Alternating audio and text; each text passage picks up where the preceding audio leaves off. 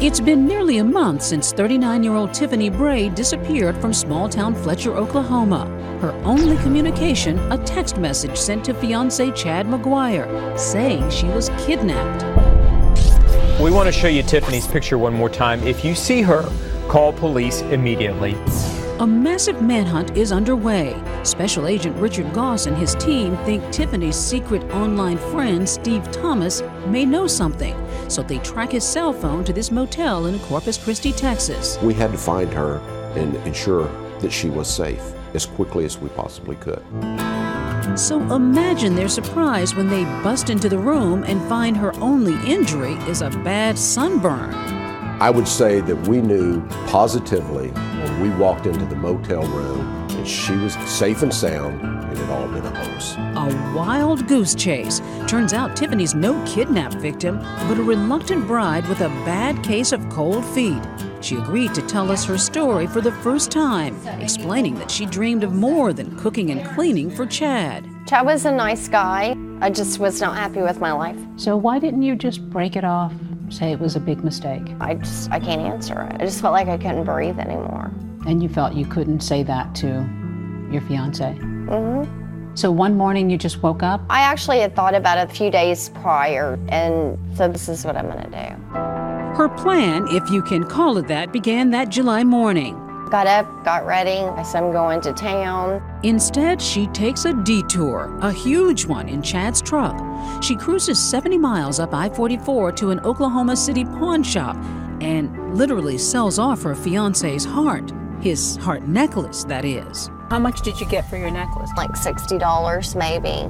Chump change that would barely pay for a tank of gas. So later, off goes the $2,500 engagement ring to the pawn shop too.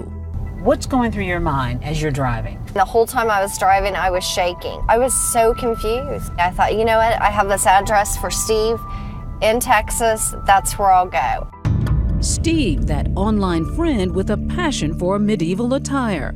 He was dreaming of making a future with his Oklahoma princess and had no idea she wasn't available. This must have been a powerful connection with this guy in Texas for you to just drop everything and run to him. It was just somewhere to go. It was my escape. It was my way out. I mean, you had to be thinking, somebody might find me, spot me. All I was doing was leaving, and my thought it wasn't against the law to take off and not tell anybody where I was going. But what about that desperate text for help? Why'd you do that? Maybe it was me crying out somehow. I don't know. So it didn't occur to you that the police might get involved? No, I had no idea. The duo heads south to coastal Corpus Christi to find a fresh start. But their new life isn't exactly Camelot. The cash-strapped couple check into that low-rent motel where room 206 goes for about $30 a night. Yes, just like Garth Brooks put it.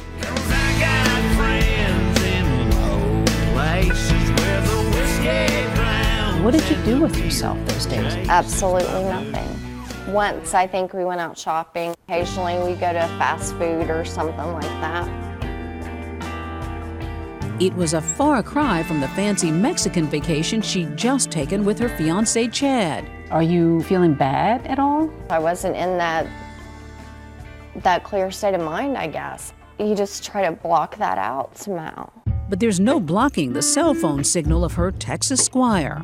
Soon, there's someone at the door, and it's not room service. Someone knocked at the door, and it was the FBI. Surrounded by unhappy state agents, it's time for a reality check.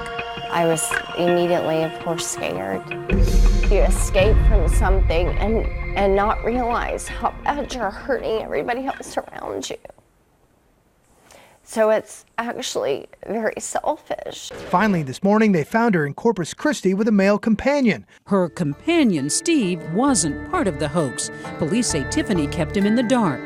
But after logging 6,500 miles, spending 685 man-hours, and more than $34,000 on the case, Inspector Goss isn't inclined to forgive. When we arrested Tiffany Bray, I had no sympathy for her at all. The number one cause of death in law enforcement is traffic accidents. I'll be darned if one of my agents or a law enforcement officer should lose his life for a game. Tiffany is arrested for taking Chad's truck and falsely reporting a crime. I was happy I wasn't a suspect anymore, and I was glad that she was found all right, saved, but I wasn't too happy. Neither was Tommy Lewis. I got a phone call from my then best friend telling me we found Tiffany and she's alive. And at first I was just angry at her, It was like, oh my God, what was she thinking? How could she do this to us? Tiffany's family asked the same question. Though they bailed her out after 5 weeks in jail, relatives kept a tight leash on the absentee bride. I was allowed to go to work and go straight home. It sounds like they had trouble trusting you. So I just ended up moving out. So no, I don't have a relationship with my family. Tiffany was able to cut a deal with prosecutors. No more time in the slam for the charges she faced as long as she pays back the $34,000 spent on her search. Today's emotional finale to the Tiffany Bray case is 2 years in the making. And it's not over yet. She's working 60-hour weeks to settle up with the OSBI. $560 a month for the next 5 years. I'm very grateful that they did find me, because I don't even know till this day where I'd be if they wouldn't have found me. I went to counseling because the guilt alone will eat at you every single day. Suffice it to say, the wedding was off, but Chad's achy-breaky heart seems to have mended quickly. If they hadn't come got her stuff, I was going to have a runaway bride garage sale. And guess what? There's a happy ending to this tangled love story. Remember Tommy, Tiffany's family friend? We just kind of started hanging out more and enjoying each other's company, and I invited her to church, and the relationship just kind of blossomed. Never forget that history, and that we always use it to guide ourselves in the future. And soon those church bells were ringing for them.